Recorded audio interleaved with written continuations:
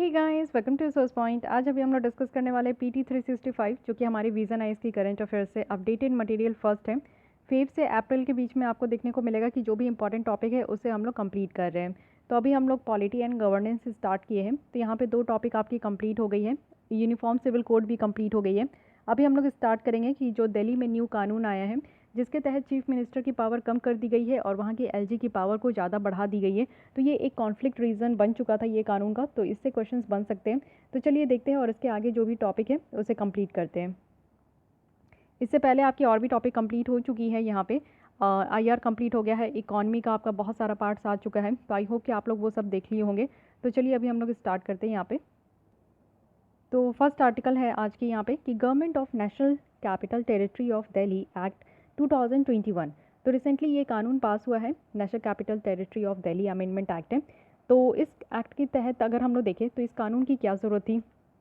तो इससे पहले जो यहाँ पे कानून था 1991 का कानून था, इसको अभी अमेंड किया गया है और कुछ सर्टेन पावर एंड रिस्पॉन्सिबिलिटी यहाँ पे लेजिस्लेटिव असेंबली और लेफ्टिनेंट गवर्नर को दी गई है। ठीक है, यहाँ पे आप देखो कि जो हारमोनियस रिलेशंस है लेजिस्लेचर और एग्जीक्यूटिव का, उसको यहाँ पे प्रमोट करने की बात की गई है। साथ ही सेंटर के द्वारा ये भी कहा गया है कि यहाँ पे आप देखो कि पहले कोई भी स्ट्रक्चर मैकेनिज्म नहीं था 1991 एक्ट के तहत जो कि यहाँ पे आपका टाइम बाउंड इम्प्लीमेंटेशन कर सके इस रूल्स को। तो चलिए अब इस कानून को यहाँ पे इम्प्लीमेंट किया गया है, लेकिन अभी आप देखो कि ये भी कहा गया है कि ये जो कानून है ना, इसमें कोई क्लैरिटी नहीं है कि प्रपोजल और मैटर्स जो है जो भी यहाँ पे आपका एलजी के पास लाया जाएगा बिना बिफोर किसी इश्यूज़ को यहाँ पे बिफोर किसी ऑर्डर को इशू करने से पहले, तो यहाँ पे ये भी नहीं रखा गया है, कोई क्लैरिटी नहीं है कि क्या प्रपोजल और क्या मैटर जो है एलजी के सामने रखा जाएगा। साथ ही अगर हम लोग देखें तो सेंटर्स जो है वो भी यहाँ पे ये कह रहे हैं कि ये जो अमेंडमेंट है ये सिर्फ एक इफेक्ट को देने के लिए लाया गया। इट मीन्स की जो इंटरप्रिटेशन है made by honourable supreme court के द्वारा जो यहाँ पे लाया गया था government of NCT of Delhi versus union of India case 2018, उसी के तहत कहा जा रहा है कि ये कानून आपका लाया गया है, यानी कि इसको अमेंडमेंट किया गया है। ओके, फाइनली देख लेते हैं कि पहले की क्या कानून थी और अभी यहाँ पे क्या लाया गया। इट मीन्स कि ये जो आपका केसेस था इस केसेस में से और इस कानून में क्या रखा गया है ये चीज़ें देख लेते हैं।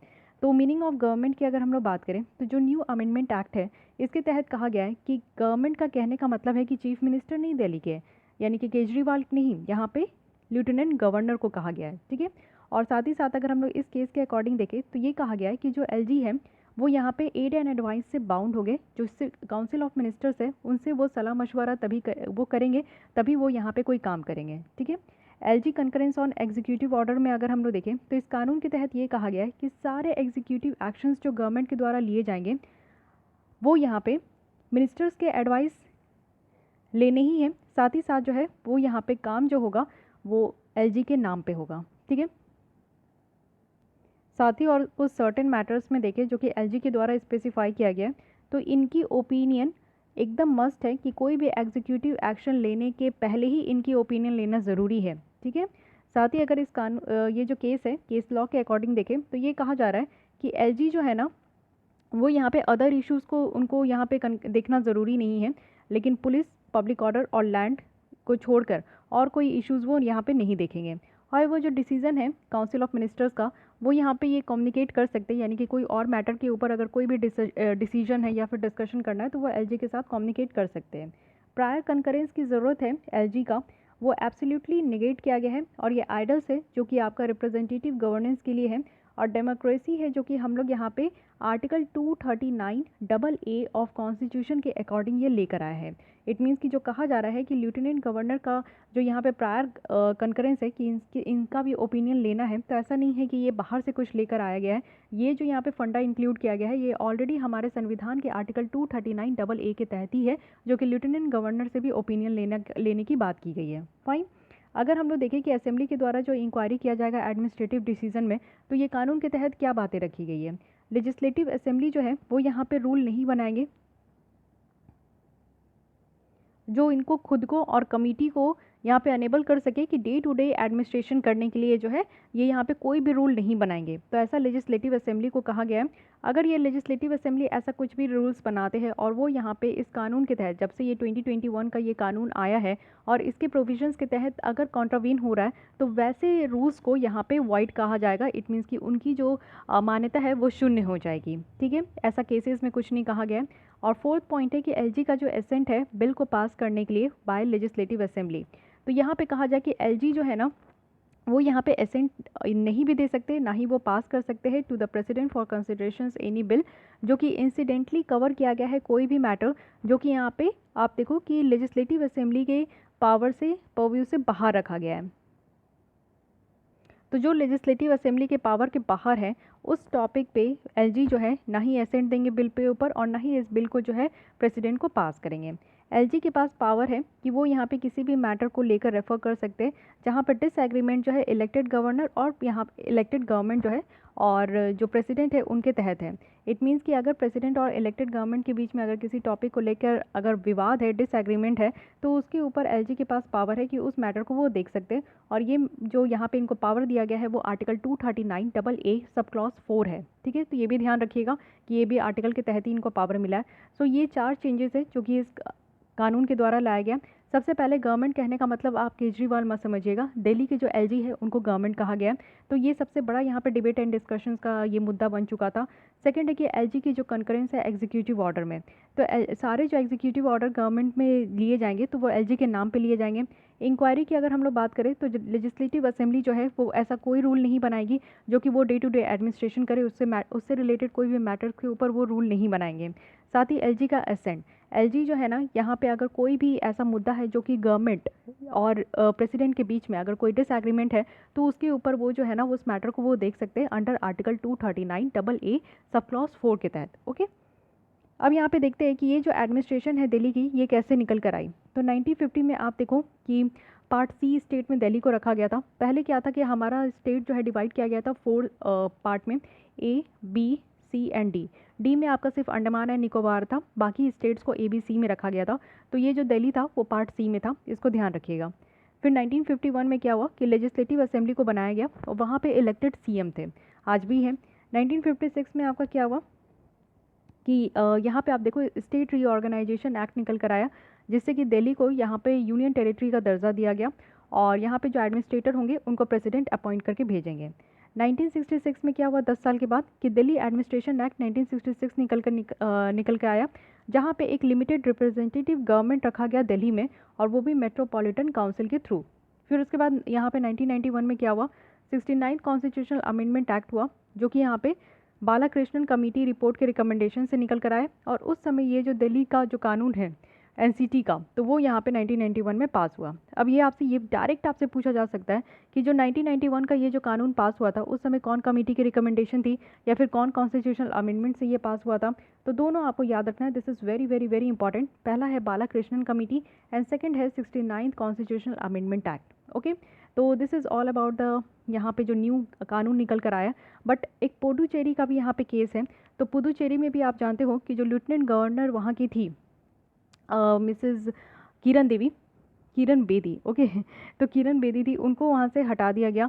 तो ये भी एक टसल चल रहा था। तो चलिए पुडुचेरी का भी केस देख लेते हैं क्योंकि वो भी एक यूनियन टेरिटरी है और वहाँ पे भी आपको लेजिस्लेटिव असेंबली देखने को मिलेगा। तो पहले क्या था, जो पुडुचेरी के सीएम थे उनके द्वारा प्रोटेस्ट किया गया कि यहाँ पे एलजी जो है वो डेली अफेयर्स में यानी कि पुडुचेरी के डेली अफेयर्स में वो काफ़ी इंटरफेयर करते हैं। साथ ही मद्रास का जो हाई कोर्ट था, अब ये देखिए जो पुडुचेरी है ना उसका अपना खुद का हाई कोर्ट नहीं है, वो किस स्टेट के हाई कोर्ट के अंदर आता है, तो ये मद्रास हाई कोर्ट में। तो ये भी ध्यान रखना है आपको। तो यहाँ पे क्या हुआ कि सेंट्रल गवर्नमेंट को जो क्लैरिफिकेशन है उसको क्वैश करते हुए ये कहा गया कि एलजी जो है वो यहाँ पे काउंसिल ऑफ मिनिस्टर के एड एंड एडवाइस के साथ ही वो काम करेंगे। फिर उसके बाद आर्टिकल 239 सब क्लॉज 1 निकल कर आया जिसमें कि यहाँ पे पार्लियामेंट को अलाउ किया गया कि वो कानून बना सकते हैं पुडुचेरी के लिए और पार्लियामेंट भी यहाँ पे government of union territory act 1963 के तहत जो है वो इसको इनैक्ट कर सकती है जिसमें कि पुडुचेरी गवर्नस हो और लेजिस्लेटिव असेंबली जो है यहाँ पे आप देखो कि पावर हो इनके पास कि वो कोई भी मैटर जो भी यहाँ पे स्टेट लिस्ट और कंकरेंट लिस्ट में आता है उससे रिलेटेड कोई भी मैटर में ये कानून बना सकती है पुडुचेरी की लेजिस्लेटिव असेंबली। और साथ ही रिसेंटली क्या हुआ है कि प्रेसिडेंट रूल इम्पोज हुआ है पुडुचेरी में और ये एलजी के रिकमेंडेशन से ही हुआ है क्योंकि कोई भी पार्टी यहाँ पे क्लेम नहीं कर रहे थे कि वो गवर्नमेंट फॉर्म करेंगे। तो इसलिए भी यहाँ पे आप लोग देख सकते हो ये पुडुचेरी केस है। अच्छा, ये आर्टिकल जो 239 क्लॉज है तो इसको आप लोग देख लीजिए कि कुछ इंपॉर्टेंट पॉइंट है, इसे याद रखिएगा। 69th अमेंडमेंट एक्ट 1991 का था जिसके तहत ये आर्टिकल आपका जो है कॉन्स्टिट्यूशन में लाया गया। इसमें क्या है कि दिल्ली को जो स्पेशल स्टेटस दिया गया है इट मीन्स कि यूनियन टेरिटरीज़ में आप देखो कि दिल्ली को एक स्पेशल स्टेटस दिया गया है। इट मीन्स कि यहाँ पे लेजिस्लेटिव असेंबली है, एक काउंसिल ऑफ मिनिस्टर है जो कि इस असेंबली में रिस्पॉन्सिबल होते हैं। तो ये चीज़ें किस आर्टिकल के तहत मेंशन्ड है, आर्टिकल 239AA, और ये आपका जो इंक्लूड किया गया है कॉन्स्टिट्यूशन में 69 कॉन्स्टिट्यूशनल अमेंडमेंट एक्ट के थ्रू। इसी में अगर हम लोग देखें तो 3 यहाँ पे बड़ी टॉपिक है जो कि है public order, police and land, NCT में, जो कि आपका यूनियन गवर्नमेंट के अंदर आता है, ये दिल्ली गवर्नमेंट के पास नहीं है। साथ ही अगर हम लोग देखें जो रिमेनिंग मैटर है स्टेट लिस्ट का और कंकरेंट लिस्ट का, तो ये अभी तक कोई भी मैटर है तो वो यूटीज़ में एप्लीकेबल होते। तो लेजिस्लेटिव असेंबली के पास ये पावर है कि इससे रिलेटेड जो है इसमें जो भी सब्जेक्ट है उससे कानून बना सकते हैं एनसीटी ऑफ दिल्ली के लिए। Okay, so this is all about this topic. Coming to the next, जो कि है रजिस्टर्ड अनरिकॉग्नाइज्ड पार्टी के बारे में। तो रिसेंटली क्या है कि यहाँ पे एक एनजीओ है, एसोसिएशन फॉर डेमोक्रेटिक रिफॉर्म्स, इनके द्वारा एक रिपोर्ट लाया गया है जो कि बहुत सारी फाइंडिंग्स ये प्रेजेंट कर रहे हैं रजिस्टर्ड अनरिकॉग्नाइज्ड पॉलिटिकल पार्टीज़ को लेकर। तो देख लेते हैं कि क्या क्या क्राइटेरिया है जिससे कि हम लोग एक पॉलिटिकल पार्टी को रिकॉग्नाइज्ड और अनरिकॉग्नाइज्ड कहते हैं। रिकॉग्नाइज्ड कहने का पहले देख लेते हैं कि अनरिकॉग्नाइज्ड कहने का क्या मतलब होता है। अनरिकॉग्नाइज्ड है यानी कि उसको बड़े पैमाने पर अभी तक आप लोग भी नहीं पहचानते हो। तो यानी कि कोई न्यू आपका रजिस्टर्ड पार्टी होगा तभी नहीं पहचान पा रहे, या फिर जो है अभी तक उन्होंने कोई भी परसेंटेज ऑफ वोट्स जो है वो असेंबली या फिर जनरल इलेक्शन में वो नहीं जीते, और ना ही वो स्टेट पार्टी है, या फिर जो है वो कंटेस्ट अभी तक आप देखो किसी भी इलेक्शन में जो है रजिस्ट्रेशन होने के बाद से वो कंटेस्ट नहीं किए। तो ये भी एक रीज़न हो सकता है जिसके कारण वो अनरिकॉग्नाइज्ड है। ओके, अब वही अगर दूसरी पहलू देखें तो रिकॉग्नाइज्ड पॉलिटिकल पार्टी कौन होते हैं, तो जस्ट इसका opposite, election commission of India के द्वारा जो है पॉलिटिकल पार्टीज़ को रजिस्टर किया जाता है और उनको एक रिकॉग्निशंस दी जाती है कि वो पार्टी नेशनल पार्टी है या फिर स्टेट पार्टी है। तो दोनों का एक अलग क्राइटेरिया होता है कि अगर स्टेट पार्टी है तो कौन सी कैसी होती है, और क्या क्या क्राइटेरिया है जिसको फॉलो करने के बाद कोई पार्टी स्टेट पार्टी बन जाती है यानी कि राज्यों का पार्टी, और क्या क्या क्राइटेरिया है जिसको फॉलो करने के बाद कोई एक पार्टी जो है वो नेशनल पार्टी बन जाती है यानी कि हमारे देश की पार्टी। ठीक है, तो एक रिकॉग्नाइज्ड पॉलिटिकल पार्टी की अगर हम लोग बात करें तो ज़रूरी नहीं है कि वो नेशनल पार्टी ही एक रिकॉग्नाइज्ड होता है, स्टेट पार्टी भी रिकॉग्नाइज्ड हो सकता है। तो यहाँ पे कुछ सर्टेन क्राइटेरिया है, अगर इसको मीट करते हैं तो हम लोग किसी भी पॉलिटिकल पार्टी को कह सकते हैं कि वो रिकॉग्नाइज्ड है। इट मीन्स कि वो यहाँ पे रिकॉग्नाइज्ड पॉलिटिकल पार्टी जैसा ट्रीट किए जा रहे हो स्टेट में। अगर इस तरीके की पार्टी जो है पॉलिटिकल एक्टिविटी में कंटिन्यूस 5 ईयर्स के पीरियड्स तक वो इंगेज्ड है, एटलीस्ट 1 मेंबर होने चाहिए लोकसभा में for every 25 members of the house. It means कि लोकसभा में हर एक 25 मेंबर में से एक मेंबर होना चाहिए। साथ ही एटलीस्ट 1 मेंबर होना चाहिए लेजिस्लेटिव असेंबली में, वो भी हर एक 30 मेंबर्स में। तो इट मीन्स कि वो पार्टी जो है रिकॉग्नाइज्ड पार्टी है। इट मीन्स कि आप समझ सकते हो कि टोटल जैसे कि 545 आपका लोकसभा में सीट है, इतने यहाँ पे मेंबर है आज के डेट में लोकसभा में, तो इसमें हर एक 25 के बाद जो है ना एक मेंबर होना चाहिए उस पार्टी का, फिर 25 के बाद एक मेंबर होना चाहिए। तो इससे क्या है कि मैक्सिमम आपको देखने को मिलेगा कि यहाँ पे मेंबर है, तो वो वैसे पार्टी को हम लोग रिकॉग्नाइज्ड कहते हैं। टोटल नंबर ऑफ अगर वैलिड वोट देखें तो ये आपका जो है 6% से भी कम का नहीं पोल किया गया है। तो ये होता है यानी कि टोटल वोट आपका 6% से कम नहीं होना चाहिए। और कोई भी पॉलिटिकल पार्टी अगर रिकॉग्नाइज पॉलिटिकल पार्टी 4 या 4 से ज़्यादा स्टेट में अगर ये रिकॉग्नाइज हो गया तो इसको नेशनल पार्टी कहते हैं। ठीक है, इट मीन्स कि कोई भी पार्टी अगर 4 से ज़्यादा है, जैसे आज के डेट में आप बीजेपी देखो तो 4 से ज़्यादा ही स्टेट में ये रिकॉग्नाइज किया जा रहा है, तो इट मीन्स कि यहाँ पे इसको नेशनल पार्टी कहा जाता है। ओके, सो आई होप कि ये डिफरेंस आपको ध्यान में रहेगा रिकॉग्नाइज्ड और अनरिकॉग्नाइज्ड पॉलिटिकल पार्टीज़ की। अब देखते हैं कि जो रिकॉग्नाइज्ड पॉलिटिकल पार्टीज़ होती है उनको क्या क्या बेनिफिट मिलता है। तो सबसे पहली बात है कि एक्सक्लूसिव अलॉटमेंट होता है इलेक्शन सिंबल का। इट मीन्स कि जो भी कैंडिडेट होते हैं उनको यहाँ पे इलेक्शन सिंबल दी जाती है, और जो अनरजिस्टर्ड यहाँ पे अनरिकॉग्नाइज्ड जो पॉलिटिकल पार्टी होते हैं उनको सिर्फ यहाँ पे जो फ्री सिंबल प्रोवाइड किया जाता है ना, तो फ्री सिंबल का भी एक लिस्ट होता है, उनमें से अनरिकॉग्नाइज्ड पॉलिटिकल पार्टी को ही सिंबल मिलता है।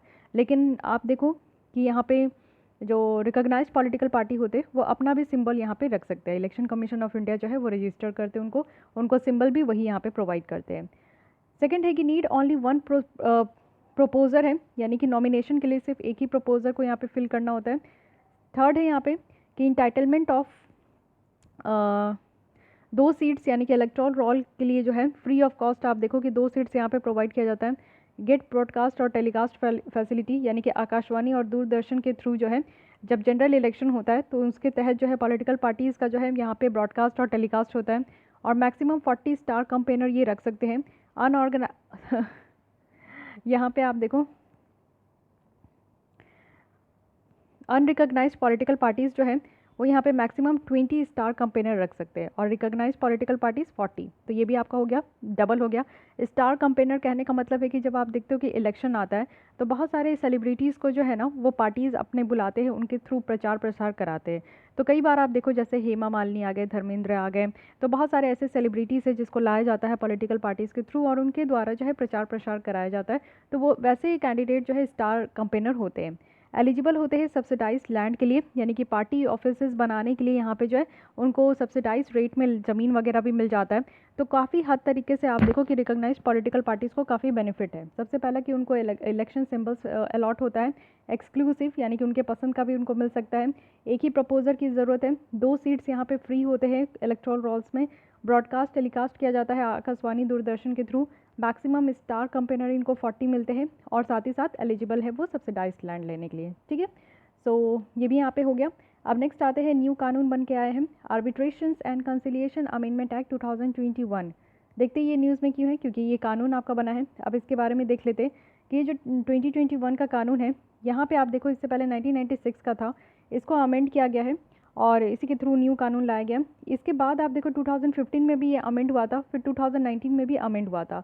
अभी फिर आप देखो कि ऑर्डिनेंस निकल कर आया था 2020 में, जिसमें कि इंश्योर किया गया था कि सारे स्टेक होल्डर्स पार्टीज़ जो है उनको अपॉर्चुनिटी मिलेगा कि अनकंडीशनल जो स्टे है इन्फोर्समेंट ऑफ आर्बिट्रल अवार्ड, तो वो यहाँ पे ले सकेंगे। तो चलिए एक एक करके देखते हैं। तो यहाँ पे ये जो कानून आया है ना, इससे जो ऑर्डिनेंस लाया गया था अध्यादेश, उसको रिप्लेस किया गया है। अब ये जो अध्यादेश लाने का पावर है ये दोनों के पास है, प्रेसिडेंट के पास भी है, गवर्नर के पास भी है। प्रेसिडेंट के पास जो पावर है वो अंडर आर्टिकल 123 है, गवर्नर के पास जो आर्टिकल है पावर है वो है आर्टिकल 213 के तहत। ठीक है, ऑर्डिनेंस कब लाया जाता है, जब आप लोग देख लो कि सेशन यानी कि पार्लियामेंट में लोकसभा राज्यसभा होते हैं, तो दोनों में से अगर कोई एक भी अगर सेशन चल रहा है तो भी आप लोग देखो अध्यादेश लाया जाता है, या फिर दोनों में से कोई भी आपका सेशन नहीं चल रहा है, सेशन नहीं यहाँ पे अगर लोकसभा राज्यसभा दोनों की मीटिंग सिटिंग नहीं चल रही है, तो अगर एक हाउस भी सेशन में है तो भी लाया जाता है, या फिर दोनों हाउस नहीं है तो भी लाया जाता है। की फीचर्स देख लेते हैं कि इस एक्ट में क्या रखा गया है। सबसे पहले ऑटोमेटिक स्टे लगाया गया है अवार्ड के ऊपर। इट मीन्स कि इस बिल में क्लैरिफाई किया गया है कि जो आर्बिट्रल अवार्ड यहाँ पे ग्रांट किया जाता है कोर्ट के द्वारा, उसके ऊपर स्टे लगाया जा सकता है even during the pendency of the sitting aside application. It means कि आप देखो कि जो आर्बिट्रेशंस में आपको देखने को मिलता है कि जितने भी एप्लीकेशंस होते हैं जो पेंडिंग में हैं, उसके रहने के बावजूद भी, यानी कि केसेस जो है वो यहाँ पे शॉर्ट आउट नहीं हुए हैं, उसके रहने के बावजूद भी यहाँ पे आर्बिट्रल अवार्ड में कोर्ट जो है वो ग्रांट जो किया गया है उसमें स्टे लगा सकते हैं अगर ये प्राइमा फेसी सेटिस्फाइड है। इट मीन्स कि फुल्ली तरीके से अगर ये सेटिस्फाइड है तो ठीक है। और साथ ही साथ रेलिवेंट जो आर्बिट्रेशन एग्रीमेंट है वो यहाँ पे फ्रॉड या करप्शन से निकल कर आया है, तो भी यहाँ पे जो है स्टे लगाया जा सकता है। प्रेजेंटली अगर हम लोग देखें 1996 का जो कानून है वो पार्टी को यहाँ पे अलाउ करते हैं कि एप्लीकेशन फाइल कर सकते हैं आर्बिट्री अवार्ड को यहाँ पे सेट असाइड करने के लिए। अगर हम लोग 2015 के कानून के हिसाब से देखें तो ऑटोमेटिक स्टे जो है वो ग्रांट नहीं किया गया था 2015 के कानून में। तो इसमें क्या है कि अब यहाँ पे स्टे लगाया जा सकता है। क्वालिफिकेशन है आर्बिट्रेटर का। इट मीन्स कि बिल में जो यहाँ पे आपका रिमूव किया गया था 8 स्कीड्यूल जो कि आर्बिट्रेटर्स के लिए है, और साथ ही साथ जो क्वालिफिकेशन एक्सपीरियंस और जो नॉर्म्स था यहाँ पे वो सारी चीज़ें जो है फिर से यहाँ पे आपका इंक्लूड किया गया है।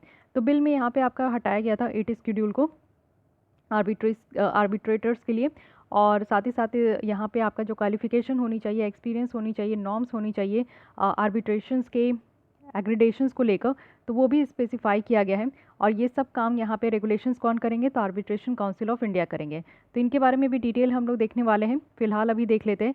एक्चुअली 1996 का जो कानून था ना उसमें कुछ सर्टेन क्वालिफिकेशंस था, एक्सपीरियंसेस थी। इट मीन्स कि जो भी आर्बिट्रेटर को यहाँ पे रखा जाएगा वो कुछ क्वालिफाइड होना चाहिए, उनका कुछ क्राइटेरिया होना चाहिए, एक्सपीरियंस्ड होना चाहिए। तो उस तरीके का नॉर्म्स पहले के कानून में था, बट और ये सारी चीज़ें जो है 8 स्केड्यूल में डिस्क्राइब किए गए थे। लेकिन अभी क्या है कि बिल में ये 8 स्केड्यूल हटा दिया गया है। 8 स्केड्यूल के अकॉर्डिंग क्या है कि कोई आर्बिट्रेटर जो है ना एडवोकेट होनी चाहिए, एडवोकेट एक्ट 1961 के तहत, और उनके पास 10 साल का एक्सपीरियंस होना चाहिए। और साथ ही साथ इंडियन लीगल सर्विस के कोई ऑफिसर भी हो सकते हैं या फिर कोई और भी हो सकते हैं।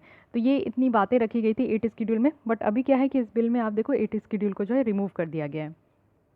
अब चलिए आइए एक एक करके बातें समझते हैं।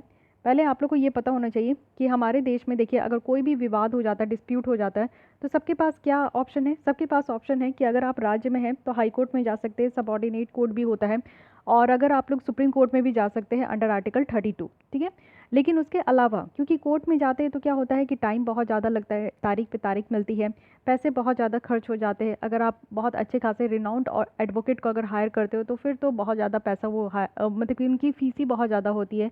और साथ ही साथ जस्टिस कब मिलेगा, कितने साल के बाद मिलेगा, इसकी कोई गारंटी नहीं है। लेकिन हाँ, जस्टिस मिलता है, बट कितने साल के बाद मिलेगा ये गारंटी नहीं है। लेकिन अगर आप इन सारी चीज़ों से छुटकारा पाना चाहते हैं कि आपका टाइम भी ज़्यादा ना जाए, आपका पैसा भी ज़्यादा ना जाए, आपके पास एक कन्फर्मिटी आ जाए और जो डिस्प्यूट है वो सेटल भी हो जाए ज़्यादा तामझाम ना करते हुए, तो इसके लिए हमारे देश में ऑल्टरनेटिव डिस्प्यूट रिजोल्यूशन मैकेनिज्म भी है, जिसमें कि 4 तरीका यहाँ पे दिया जाता है। एक तो होता है आर्बिट्रेशन, दूसरी होती है कंसिलिएशन, थर्ड है negotiation and fourth one is मेडिएशन, ठीक है। तो अगर हम लोग इस कानून के तहत देखें आर्बिट्रेशन एंड कंसिलिएशन एक्ट 2021, तो यहाँ पे 2 मेथड आपको प्रोवाइड किए गए हैं, arbitration and conciliation. So arbitration की अगर हम लोग बात करें तो इस प्रोसेस के थ्रू क्या होता है कि यहाँ पे एक आर्बिट्रेटर होता है। आर्बिट्रेटर क्या करता है कि एक आप देखो कि मीडिएटर का काम करता है, यानी कि पार्टी ए है और पार्टी बी है, तो ये दोनों के बीच में एक मीडिएटर यहाँ पे आर्बिट्रेटर आते हैं। और आर्बिट्रेटर क्या है ना कि सारे वाद विवाद को सुनते हुए वो यहाँ पे तब तक इन दोनों पार्टी को नहीं छोड़ते जब तक ये डिस्प्यूट रिजॉल्व ना हो जाता है। और डिस्प्यूट रिजॉल्व होने के बाद यानी कि जब रिजॉल्व होता है तो उसके लिए इनके द्वारा आर्बिट्रेटर के द्वारा कुछ यहाँ पे ऑर्डर दिया जाता है। तो जो भी ऑर्डर दिया जाता है वो बाइंडिंग होता है। इट मीन्स कि यहाँ पे जो भी इनके द्वारा डिस्प्यूट सेटलमेंट किया गया है किसी भी तरीके से विद एविडेंस, क्योंकि इनको एविडेंस भी चाहिए होता है। ये आप देखो कि आर्बिट्रेटर्स जो है ना एविडेंस को कंसिडर करते हैं, तो एविडेंस को देखते हुए ये अपना जो भी फैसला सुनाते हैं वो बाइंडिंग होता है दोनों पार्टीज़ में, ठीक है। अगर कंसिलिएशन की बात करें तो कंसिलिएशन में एक कंसिलिएटर होते हैं, ये भी थर्ड पार्टी आपको देखने को मिलेगा, यानी कि ए और बी 2 पार्टी है, तो इन दोनों को यहाँ पे इस कंसिलिएटर का क्या काम है ना, काउंसलिंग करना। इट मीन्स कि दोनों को यहाँ पे बताना कानूनी तौर पर कि आपका जो डिस्प्यूट है वो कैसे सेटलमेंट होगा, ठीक है। तो कोर्ट के बाहर के सेटलमेंट को हम लोग क्या कहते हैं यहाँ पे, ऑल्टरनेटिव डिस्प्यूट सेटलमेंट, जिसमें कि आपका आर्बिट्रेशंस, कंसिलिएशन, ये सारे चारों मेथड है। तो कंसिलिएशन में यही होता है कि काउंसलिंग की जाती है दोनों पार्टीज़ की, उनको कानून का पूरा प्रोविज़न बताया जाता है कि जो भी डिस्प्यूट है उससे रिलेटेड क्या क्या कानून है, और ये नॉन बाइंडिंग होती है। इट मीन्स कि यहाँ पे पार्टीज़ को अगर सही लगता है तो वो मान सकते हैं, नहीं सही लगता है तो वो इसको नहीं भी मान सकते हैं, ठीक है। So the basic difference between arbitration and conciliation ये आपको क्लियर हो गया होगा। 2-3 बातें यहाँ पे ध्यान रखना है। आर्बिट्रेटर्स को यहाँ पे एविडेंस की ज़रूरत होती है, वो एविडेंस के बेसिस पे ही सारा काम करते हैं। लेकिन कंसिलिएटर जो है वो कानून के बेसिस पे करते हैं। इट मीन्स कि कानून में किसी भी डिस्प्यूट को लेकर क्या रखा गया है उसके बेसिस पे वो काम करते हैं। आर्बिट्रेशंस में आपको बाइंडिंग अवार्ड देखने को मिलेगा, यानी कि बाइंडिंग उनकी डिक्लेरेशन होती है जो भी ऑर्डर दिया जाता है। लेकिन कंसिलिएशन में ये बाइंडिंग नहीं होता है। 2 और तरीका है, एक तो है मीडिएशन, यानी कि आपस में जो है यहाँ पे एक मीडिएटर के हेल्प से जो भी प्रॉब्लम अराइज हुई है उसको सॉल्व कर लीजिए, ठीक है। एक थर्ड पार्टी आता है जो कि यहाँ पे आपको दोनों पार्टीज़ को बात मनवा के यहाँ पे सॉर्ट आउट हो जाता है। एक है नेगोशिएशन, कि दोनों पार्टीज़ जो है आमने सामने बैठिए, बात कीजिए और उस जो भी आपका झगड़ा है, डिस्प्यूट है, उसका सेटलमेंट कीजिए, ठीक है। तो ये 4 तरीका समझ में आ गया, यानी कि कोर्ट के बाहर जो है आप अपने जो भी प्रॉब्लम है उसका निपटारा कर लीजिए। आर्बिट्रेशन और कंसिलिएशन भी यहाँ पे एक मोड है ऑल्टरनेटिव जैसा, और साथ ही साथ अगर ये मैकेनिज्म देखें तो ये काफ़ी ज़्यादा पार्टीज़ को फैसिलिटेट करता है कि अपना जो भी इश्यूज़ है ना वो एकदम कॉस्ट इफ़ेक्टिव तरीके से और इफ़िशियंसी के साथ भी, ऐसा नहीं है कि बिल्कुल किसी भी तरीके से यहाँ पे सेटलमेंट होता है, सेटलमेंट होता है बहुत अच्छे तरीके से, और एक कॉस्ट इफ़ेक्टिव और इफ़िशियंसी भी यहाँ पे देखने को मिलेगा, तो ये तरीका अपना सकते हैं। अब आते हैं हमारे देश में है आर्बिट्रेशन काउंसिल ऑफ इंडिया। अब ये है क्या, आर्बिट्रेशन काउंसिल ऑफ इंडिया की अगर हम लोग बात करें तो ये जो 2019 का था, इसमें कहा गया था कि हमारे देश में एक इंडिपेंडेंट बॉडी होना चाहिए। इट मीन्स कि ना ही ये गवर्नमेंट के हाथ में हो, ना ही यहाँ पे इलेक्टेड बॉडी हो, ये अपने तरीके से यहाँ पे काउंसिल हो। काउंसिल में क्या होता है कि इलेक्टेड बॉडी होते हैं, ठीक है। तो इलेक्टेड बॉडी होना चाहिए, इट मीन्स कि गवर्नमेंट का कोई आदमी नहीं होना चाहिए। अगर ये कमीशन होता तो वहाँ पर गवर्नमेंट के लोग होते हैं, ठीक है। तो यहाँ पे देखिए आर्बिट्रेशन काउंसिल ऑफ इंडिया है, जो कि यहाँ पे आर्बिट्रेट जो इंस्टीट्यूशन है और जो आर्बिट्रेटर है उनको यहाँ पे ग्रेड करेंगे।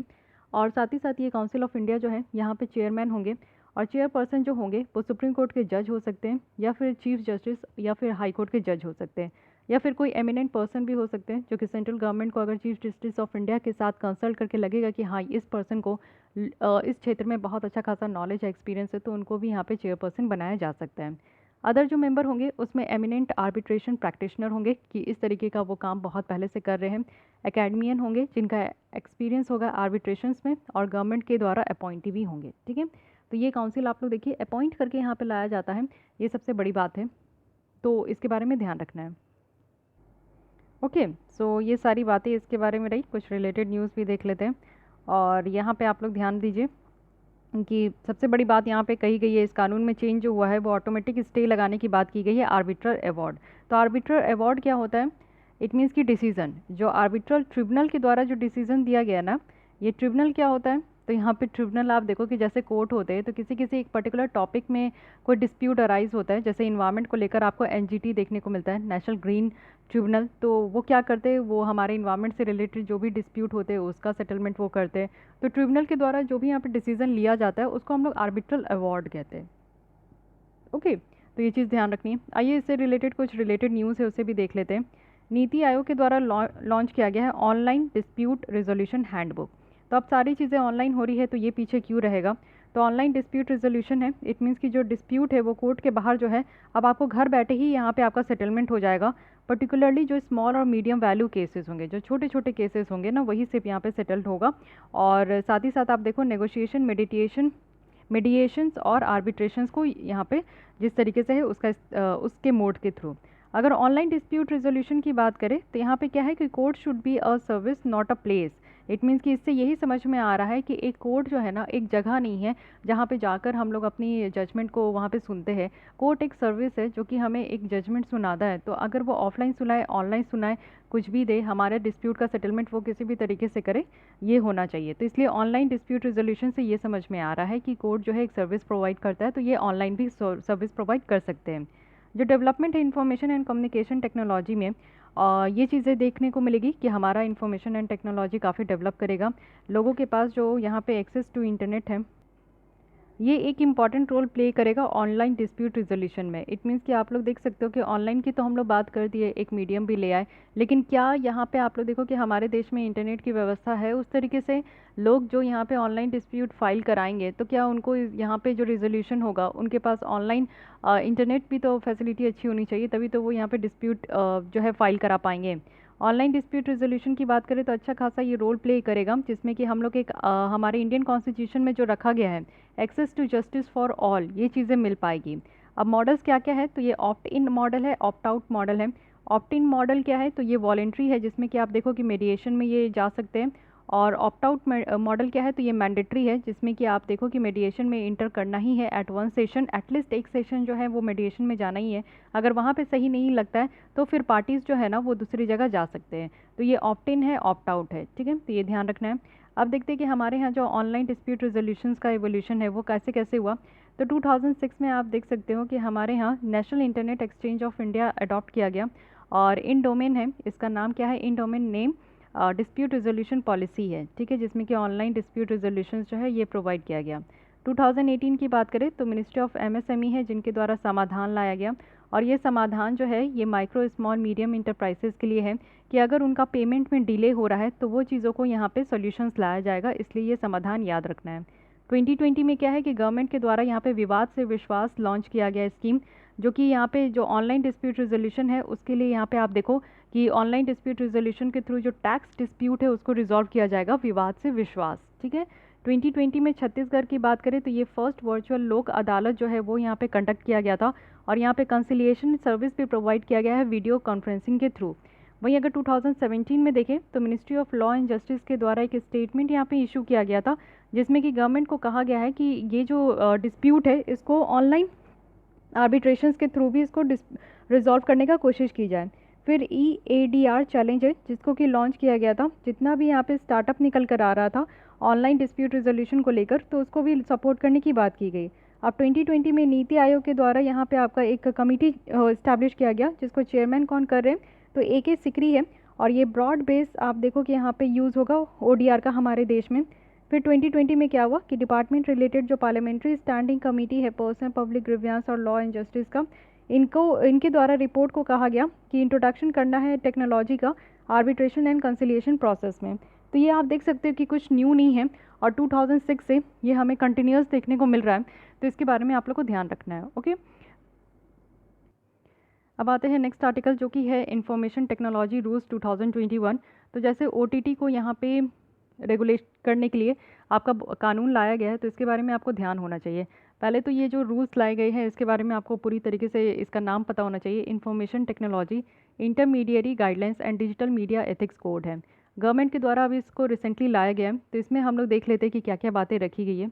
ये जो रूल्स 2021 है, इसमें आपका सेंट्रल गवर्नमेंट के द्वारा फ्रेम किया गया है कि जो इंफॉर्मेशन टेक्नोलॉजी एक्ट है 2000, उसके सेक्शन 87 सब क्लॉज 2 के तहत जो है यहाँ पे आपका पावर है सरकार को, और वो सरकार जो है पावर अपना इंफॉर्मेशन टेक्नोलॉजी और डिजिटल मीडिया में वो इस्तेमाल करने वाले हैं। अब यहाँ पे देख लेते हैं कि 3 पार्ट ऑफ रूल्स है इसके तहत, पार्ट 1, पार्ट 2, पार्ट 3। पार्ट 1 में क्या है कि पार्ट 1 में जो इंपॉर्टेंट डेफिनेशन है रूल्स में उससे डील किया जाएगा। पार्ट 2 में क्या है कि यहाँ पे आपको 2 मिनिस्ट्री देखने को मिलेगी, सॉरी 1 मिनिस्ट्री देखने को मिलेगी जो कि ministry of electronics and information technology है। ये क्या करेंगे यहाँ पे, तो सोशल मीडिया इंटरमीडिएरीज को रेगुलेट करेंगे। थर्ड में क्या है, तो थर्ड में आप देखो कि यहाँ पे ministry of information and broadcasting है, और ये क्या करेंगे, तो ये यहाँ पे code of ethics and procedure provide करेंगे डिजिटल मीडिया, और साथ ही साथ यहाँ पे ओटीटी प्लेटफॉर्म को भी, और ऑनलाइन कंटेंट जो यहाँ पे आपका क्यूरेटेड प्लेटफॉर्म है उसमें भी ये अपना काम करेंगे। तो यहाँ पे पहले देखने वाले यानी कि ये 3 रूल्स है जिसको ध्यान रखना है। सबसे पहले यहाँ पे जो डेफिनेशन है उससे डील किया जाएगा। सेकंड में क्या है कि सोशल मीडिया जो इंटरमीडियरीज है उनको रेगुलेट किया जाएगा मीटी के द्वारा। और थर्ड है यहाँ पे कि जो ओटीटी प्लेटफॉर्म है, ओपन द टॉप प्लेटफॉर्म इसे कहते हैं, जिसमें आप लोग अभी वेब सीरीज़ वगैरह देखते हो, चाहे वो आपका नेटफ्लिक्स हो गया, अमेज़ॉन प्राइम हो गया, आपका जी हो गया, सब कुछ है यहाँ पे। तो वो सारे प्लेटफॉर्म को यहाँ पे आपका जो है कंट्रोल किया जाएगा, रेगुलेट किया जाएगा ministry of information and broadcasting के द्वारा। तो ये चीज़ें आपको क्लियर होनी चाहिए। अब देखते हैं कि गाइडलाइन क्या क्या सोशल मीडिया इंटरमीडियरीज़ के लिए लाया गया है। तो यहाँ पे प्रोविज़न है कि ड्यू डिलिजेंस है जो कि इंटरमीडियरीज़ के द्वारा फॉलो करना होगा। इट मीन्स कि जो इंटरमीडियरीज़ होते हैं, इंटरमीडियरीज़ कौन हो गया, तो जैसे आप देखो कि एक यूट्यूब है, और यूट्यूब में से आप जो है व्यूअर्स है, ठीक है, और बीच में कौन है, तो मैं हूँ जो कि यहाँ पे कंटेंट प्रोवाइड कर रही हूँ। तो कंटेंट प्रोवाइड कर रही हूँ तो मैं यहाँ पे इंटरमीडियरीज़ हो गई, क्योंकि मैं यहाँ पे काम कर रही हूँ, यूट्यूब मुझे यहाँ पे प्लेटफॉर्म प्रोवाइड कर रहा है, व्यूअर्स यहाँ पे देख रहे हैं, लेकिन यहाँ पे इंटरमीडियरीज़ कौन है, तो मैं हूँ जो कि यहाँ पे कंटेंट प्रोवाइड कर रही हूँ यूट्यूब में कंटेंट प्रोवाइड करी हूँ, तभी यहाँ पे व्यूअर्स जो है देख पा रहे हैं, ठीक है। तो मुझे यहाँ पे रूल्स रेगुलेशंस यहाँ पे मिले हैं कि उस तरीके से मैं काम करूँ। और सबसे पहले जो मैं कंटेंट अपलोड करती हूँ तो मेरे ऊपर ये अधिकार है कि मैं खुद यहाँ पे देखूँ कि हाँ जो कंटेंट है वो अप टू द मार्क है कि नहीं। यहाँ पे कुछ ऐसे कंटेंट तो नहीं है जो हमारे सोसाइटी को नहीं दिखाना चाहिए, जिससे कि हमारे नेशनल सिक्योरिटी को हर्ट हो, जिससे हमारे देश पर जो है कुछ नेगेटिव इम्पैक्ट पड़े, तो उस तरीके का काम मैं ना करूँ। साथ ही अगर ऐसा कुछ हो भी जाता है तो यहाँ पे आप देखो ग्रीवेंस रिड्रेसल मैकेनिज्म है। अगर किसी को लगता है व्यूअर्स को कि मेरी यहाँ पे सही नहीं है वीडियो, तो और मुझे ऐसा लगता है कुछ प्रॉब्लम है, तो मैं यहाँ पे एक ग्रीवेंस ऑफिसर्स को अपॉइंट भी कर सकती हूँ कि वो इस तरीके का कंप्लेन को डील करे। और ग्रीवेंस ऑफिसर्स जो है वो यहाँ पे कंप्लेन को एक्नॉलेज करेंगे 24 घंटे के बीचों बीच, और इसको 15 दिन में ही इसको रिजॉल्व भी करेंगे। साथ ही साथ इंश्योर करना है ऑनलाइन सेफ्टी और डिग्निटी ऑफ यूज़र्स, ठीक है। और साथ ही साथ वीमेन की जो वीमेन यूज़र्स है उनको भी यहाँ पे जो है स्पेशली यहाँ पे प्रोटेक्शन प्रोवाइड करना है। 2 कैटेगरीज है सोशल मीडिया इंटरमीडियरीज़ का, एक है social media intermediaries and significant social media intermediaries, okay. तो यहाँ पे 2 है। अब ये क्या है कि ये डिस्टिंक्शंस जो है ये हमारे इनोवेशन को इनकरेज करने के लिए लाया गया है। साथ ही न्यू जो सोशल मीडिया इंटरमीडियरीज़ है उनकी ग्रोथ के लिए लाया गया है कि यहाँ पे उनको किसी भी तरीके का प्रॉब्लम ना फेस करना पड़े। अब आप देखो कि जो सिग्निफिकेंट सोशल मीडिया इंटरमीडियरीज़ है उनके लिए क्या क्या यहाँ पे ड्यू डिलिजेंस है। तो सबसे पहले अपॉइंटमेंट करना है चीफ कंप्लाइंस ऑफिसर्स को कि वो यहाँ पे एक्ट एंड रूल्स को देखें कि ये सारे जो काम कर रहे हैं ये एक्ट एंड रूल्स के अकॉर्डिंग कर रहे हैं कि नहीं। साथ ही नोडल कॉन्टैक्ट पर्सन को यहाँ पे अपॉइंट करना है 24/7 कोऑर्डिनेशंस करने के लिए। साथ ही यहाँ पे रेसिडेंट जो ग्रीवियंस ऑफिसर है उनको यहाँ पे अपॉइंट करना है जो भी यहाँ पे परेशानी है, कंप्लेन है, उसको रिजॉल्व करने के लिए। साथ ही मंथली कंप्लाइंस रिपोर्ट लेकर आना है कि ये सारे जो कंटेंट प्रोवाइडर हैं वो यहाँ पे पूरी तरीके से रूल्स रेगुलेशन को फॉलो कर रहे हैं कि नहीं, ये मंथली रिपोर्ट यहाँ पे प्रोवाइड करना है। आइडेंटिफाई करना है कौन फर्स्ट ओरिजिनेटर है इन्फॉर्मेशन का। तो आपको पता है कि काफ़ी इन्फॉर्मेशन होते हैं जो कि फेक इन्फॉर्मेशन आपका सर्कुलेट हो जाता है, लेकिन सबसे पहले वो कौन यहाँ पे कंटेंट प्रोवाइड किया था हमारे सोशल मीडिया में, उसको यहाँ पे आइडेंटिफाई करना है।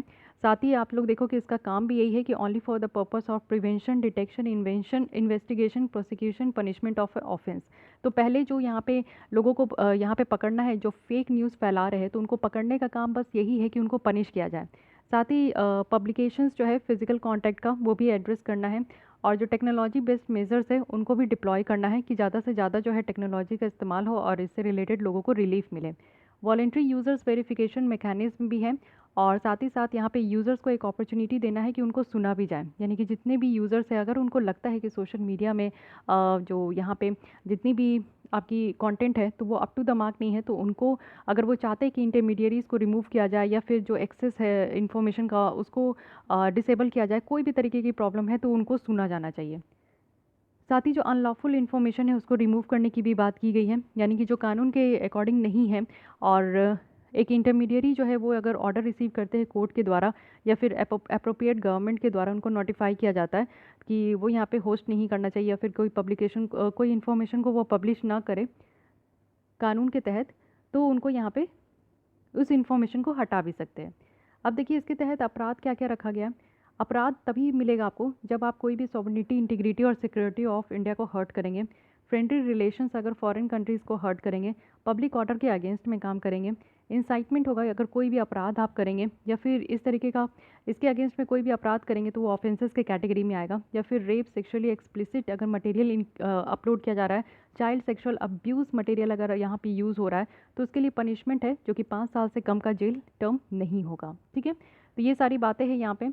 अब यहाँ पे आपका डेफिनेशन दिया गया है, तो इस डेफिनेशन को समझिए कि डिजिटल मीडिया क्या होता है। तो डिजिटल मीडिया एक ऐसा जगह है जहाँ पे आप देखो कि इंटरनेट का यूज़ करते हुए आप किसी डिवाइसेस पे जो है इन्फॉर्मेशन लेते हैं, जहाँ पे आप कंटेंट रिसीव करते हैं या फिर स्टोर करते हैं, ट्रांसमिट करते हैं, एडिट करते हैं, और ये काम जो है प्रोसेस किया जाता है इंटरमीडियरी के थ्रू, या फिर जो न्यूज़ को पब्लिश करते हैं, करंट अफेयर्स कंटेंट को पब्लिश करते हैं उनके द्वारा। ठीक है, तो ये डिजिटल मीडिया है जिसके हेल्प से जो है आप मेरे वीडियोस को देख पा रहे हो, और मैं इंटरमीडियरीज हूँ जो कि यूट्यूब के प्लेटफॉर्म के थ्रू आप लोग को ये वीडियो प्रोवाइड कर पा रही हूँ। सोशल मीडिया इंटरमीडियरीज़ की बात करूँ तो ये इंटरमीडियरीज़ होते हैं जो कि यहाँ पे ऑनलाइन इंटरेक्शन कर पाते हैं दो या दो से ज़्यादा यूज़र्स को। तो मैं यहाँ पे सोशल मीडिया इंटरमीडियरीज़ हूँ, ऐसा आप समझ सकते हो। सिग्निफिकेंट अगर सोशल मीडिया इंटरमीडियरीज़ की बात करूँ तो ये सोशल मीडिया इंटरमीडियरीज़ होते हैं जिनके पास नंबर ऑफ़ रजिस्टर्ड यूज़र्स जो इंडिया में हैं वो होते हैं, और थ्रेशोल्ड अगर इनका देखें तो 50 लाख तक है, यानी कि रजिस्टर्ड यूज़र्स होना चाहिए, तो उनको सिग्निफिकेंट कहेंगे कि ऐसे इंटरमीडियरीज़ हैं। ऑनलाइन क्यूरेटेड कंटेंट वैसा कंटेंट होता है जो कि लोगों के डिमांड के अकॉर्डिंग, वैसा अगर ऑडियो विजुअल कंटेंट को अपलोड किया जाए या फिर कोई न्यूज़ है, करंट अफेयर्स को अपलोड किया जा रहा है तो ये लोगों के डिमांड के अकॉर्डिंग किया जा रहा है, तो उसको ऑनलाइन क्यूरेटेड कंटेंट कहते हैं। न्यूज़ और करंट अफेयर्स कंटेंट के पब्लिशर्स जो है, इट मीन्स कि जैसे ऑनलाइन पेपर आप लोग पढ़ते हो, न्यूज़ पोर्टल बहुत सारे हैं, न्यूज़ एजेंसीज़ आपको देखने को मिलेंगे जो कि बहुत सारे न्यूज़ करंट अफेयर्स को पब्लिश करते हैं, तो ये सारे यानी कि ई पेपर पढ़ना, ये सारी चीज़ें क्या हो गई, तो आपका न्यूज़ और करंट अफेयर्स कंटेंट को पब्लिशर्स कहते हैं। ठीक है, पब्लिश करने वाले को पब्लिशर कहते हैं। तो ये भी बात आपको ध्यान रखनी है कि यहाँ पे रिलेटेड आपका जो है कानून क्या कह रहा है। ठीक है, ये कानून बहुत बड़ी है तो इसको ध्यान रखना है आप लोगों को। इसी के साथ अगर हम लोग देखें कि गाइडलाइंस जो है डिजिटल मीडिया और ओटीटी प्लेटफॉर्म के लिए क्या है, तो रूल्स में यहाँ पे कुछ गाइडलाइंस रखा गया है, कोड ऑफ एथिक्स रखा गया है कि कैसे यहाँ पे काम करना है, ओटीटी प्लेटफॉर्म पे किस तरीके के कंटेंट को अपलोड करना है। तो कोड ऑफ एथिक्स में क्या है, ये आपका सारे ओटीटी प्लेटफॉर्म पे एप्लीकेबल होगा, यानी कि जो ओटीटी प्लेटफॉर्म है, ओपन द टॉप प्लेटफॉर्म, उसके अंदर ये कैटेगरी रखा गया है।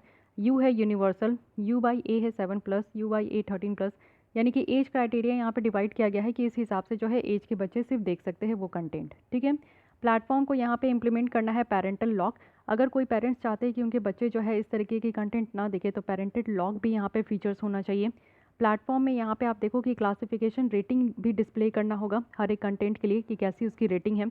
अगर कोई आपको कंटेंट अच्छा नहीं लगता तो उसकी रेटिंग आप उस हिसाब से ही दीजिए, जिससे कि अगले जो दूसरे लोग हैं ना उसकी रेटिंग देख के समझ जाए कि हाँ ये कंटेंट देखने लायक है कि नहीं। ठीक है, और मेजर्स भी लेना है जिससे कि ऑनलाइन जो क्यूरेटेड कंटेंट है बाय पर्सन विद डिसेबिलिटी वो यहाँ पे एक्सेस कर सके। ठीक है, दिव्यांग लोग भी जो है इस तरीके का कंटेंट वो एक्सेस कर सके, इस तरीके की भी यहाँ पे मेजर्स लेनी है। जनरल प्रिंसिपल क्या है कि ओटीटी जो है ना वो यहाँ पे आपका कोई भी कंटेंट जो कि अगर कानून के तहत रोका गया है तो ओटीटी प्लेटफॉर्म में उसको अपलोड नहीं करना है। साथ ही आप देखो कि कंसिडरेशंस होना चाहिए, इंडिया का जो मल्टी रेशियल और मल्टी रिलीजियस अगर कॉन्टेक्स्ट है, और एक्सरसाइज ए ड्यू कॉशन और डिस्क्रिशन, जैसे कि अगर कोई एक्टिविटीज़, बिलीफ, प्रैक्टिसेस, ये सारी चीज़ें अगर दिखाई जा रही है तो इसको भी कंसीडर करना है, क्योंकि देश में आप देखो कि मल्टी रेशियल और मल्टी रिलीजियस है। साथ ही आप देखो कि कंसिडरेशंस लेना है कुछ फैक्टर्स को लेकर कि हमारे देश में जो इंडिया की सॉवरेनिटी और इंटीग्रिटी है वो यहाँ पे मेंटेन रहे, और एप्लीकेबल जो है पब्लिशर्स के ऊपर भी है, जो कि न्यूज़ और करंट अफेयर्स को डिजिटल मीडिया पे अगर वो पब्लिश कर रहे हैं तो उनको यहाँ पे ज़रूरत है कि नॉर्म्स भी वो यहाँ पे देख के चले, जो इस कानून में प्रेस काउंसिल एक्ट के तहत है। प्रोग्राम कोड भी रखा गया है यहाँ पे cable television network regulation act में, और कंटेंट जो कि यहाँ पे प्रोहिबिट किया गया है तो उस तरीके के कंटेंट को प्रोवाइड नहीं करना है, ठीक है। और 3 लेवल यहाँ पे ग्रीवियंस रिड्रेसल मैकेनिज्म है, इसको ध्यान रखिएगा। लेवल 1 में क्या है कि जो पब्लिशर है ना उनको सेल्फ रेगुलेट करना है 15 डेज़ में। लेवल 2 क्या है कि यहाँ पे आपका जो है पब्लिशर्स के द्वारा यहाँ पे सेल्फ रेगुलेशंस होगा, लेकिन यहाँ पे आप फिर देखो कि सेल्फ रेगुलेटेड बॉडी होगा, वो यहाँ पे देखेंगे कि जो पब्लिशर्स यहाँ पे अपलोड कर रहे हैं वो कंटेंट कितना सही है। और साथ ही साथ इसको जो हेड किया जाएगा यानी कि सेल्फ रेगुलेटिंग बॉडी, तो यहाँ पे रिटायर्ड जज होंगे सुप्रीम कोर्ट के, हाई कोर्ट के, और इंडिपेंडेंट कोई एमिनेंट पर्सन होंगे, ठीक है। और 6% से ज़्यादा यहाँ पे लोग नहीं होने चाहिए। और इसको कौन रजिस्टर्ड करेगा, तो ये है इंफॉर्मेशन एंड ब्रॉडकास्टिंग मिनिस्ट्री, ठीक है। साथ ही लेवल 3 में क्या है, ओवरसाइट मैकेनिज्म है, यानी कि यहाँ पे आप लोग देखो कि सेंट्रल गवर्नमेंट जो है वो देखेंगे कि ये कंटेंट कितना सही है। तो 3 लेवल है, अगर कोई कंप्लेन करता है तो पब्लिशर 15 दिन में उसको देखकर जो है हटा सकते हैं। अगर वो यहाँ पे एक्शन नहीं लेते तो सेल्फ रेगुलेटिंग बॉडी यहाँ पे एक्शन लेगी 15 दिन में। अगर ये एक्शन नहीं लेते तो फिर यहाँ पे गवर्नमेंट एक्शन लेगी, ठीक है। अदर रेगुलेशन क्या है कि जो इन्फॉर्मेशन को ब्लॉक भी कर सकते हैं इमरजेंसी के केस में, ठीक है। ऑथराइज्ड ऑफिसर होंगे, अगर कोई इमरजेंसी निकल कर आता है तो उस केस में अगर कोई इन्फॉर्मेशन को ब्लॉक करना है तो वो कर सकते हैं। और ये आईटी एक्ट के सेक्शन 69A के तहत ये पावर भी दिया गया है। साथ ही फर्निश भी कर सकते हैं इन्फॉर्मेशन को, अगर कोई पब्लिशर है न्यूज़ और करंट अफेयर्स कंटेंट के, या फिर कोई पब्लिशर है ऑनलाइन क्यूरेटेड कंटेंट के जो हमारे इंडिया में अगर इंडिया के टेरिटरी में ऑपरेट हो रहे हैं, तो वो यहाँ पे मिनिस्ट्री को इन्फॉर्म करना है जो भी वो चीज़ें अपना इन्फॉर्मेशन की डिटेल्स को। और साथ ही पीरियोडिक जो कंप्लाइंसेस है उसको पब्लिश, जो पीरियोडिक कंप्लाइंसेस जो रिपोर्ट है वो हर एक मंथ यहाँ पे प्रोवाइड भी करना है, जिसमें कितना ग्रीवियंस रिसीव्ड हुआ, कितना उसको लेकर एक्शन लिया गया, यानी कितने कंप्लेन आए और कितने कंप्लेन को रिजॉल्व किया गया, इसके बारे में यहाँ पे रिपोर्ट भी प्रोवाइड करनी है। So these are the terms and conditions, rules, regulations, जो कि आपको दोनों कानून के बारे में पता होना चाहिए। एक तो गाइडलाइन लाया गया है डिजिटल मीडिया और ओटीटी प्लेटफॉर्म के लिए, और एक गाइडलाइन जो आपका लाया गया है वो है सोशल मीडिया इंटरमीडिएरीज के लिए। तो दोनों के बारे में आपको कंफ्यूज नहीं होना है, सेग्रीगेट करके रखिए और ईच पॉइंट को आपको याद करके रखना है, ओके। सो गाइस आज के लिए बस इतना ही रखते हैं, नेक्स्ट हम लोग नेक्स्ट आर्टिकल के साथ मिलेंगे। आई होप कि आपको ये लेसन अच्छा लगा होगा। मिलते हैं कल हम लोग इसी टाइम पे, आज के लिए बस इतना ही, थैंक यू।